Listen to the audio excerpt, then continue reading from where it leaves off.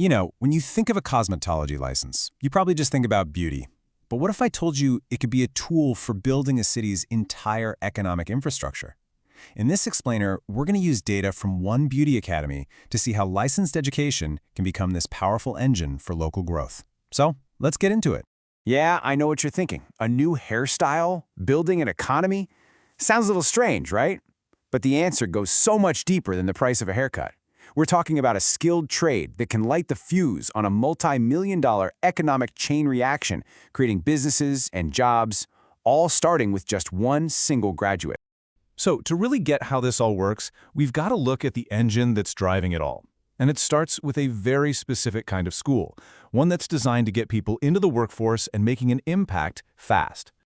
Okay, so this is not your typical four-year college. This model is built on a few key ideas. First off, it's designed to help students stay debt-free by avoiding traditional federal student loans. And second, it's an accelerated program that's laser-focused on one thing, getting students licensed and ready to work and doing it quickly. Let's pause for a second, because this next idea is absolutely crucial to understanding everything else. When we talk about workforce infrastructure, what we mean is that a community full of skilled, licensed professionals is just as fundamental to a local economy as the roads and bridges people use every day. They are literally the foundation for so much economic activity. And we're not talking about a small engine here. The scale is pretty significant. Just one academy has produced around 2,000 licensed professionals. Think about that for a second. That's 2,000 people who are now a core part of their local economic infrastructure. And listen, these graduates aren't all doing the same thing. We're talking about the whole spectrum of the beauty industry, from cosmetologists and estheticians to nail professionals. They're all licensed, they're all working legally, and they're all out there serving their local communities in Kentucky.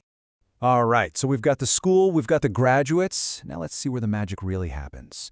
We're going to look at how this whole economic engine gets ignited by focusing on the journey of just a single graduate. This is that initial spark. So, right out of the gate, once they get that license, a graduate can start earning a really solid income, anywhere from $10,000 all the way up to $50,000 a year. And that money, it doesn't just sit there. It immediately starts fueling economic activity for themselves, for their family, and for their whole community. Now, this part's really interesting. You see this quote here?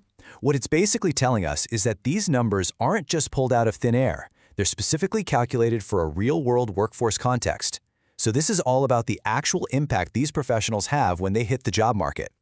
Okay, and this is where the story gets so much bigger, because that one person's income, that's not the end of the story. Oh no, it's just the first little splash in what becomes a huge, powerful economic ripple effect.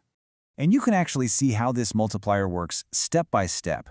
It starts with a student graduating, right? Then they get licensed and they start making an income. But here's the key. A lot of them don't stop there. They go on to start their own business, and that creates jobs for other people.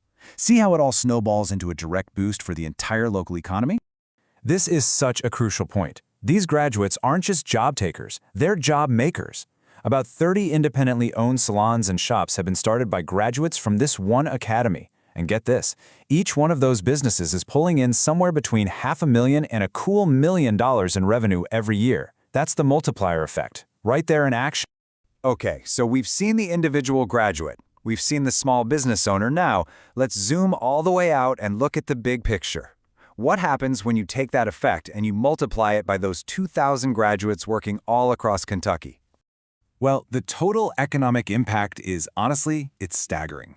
We're talking about an estimated $20 to $50 million flowing into Kentucky's local counties every single year.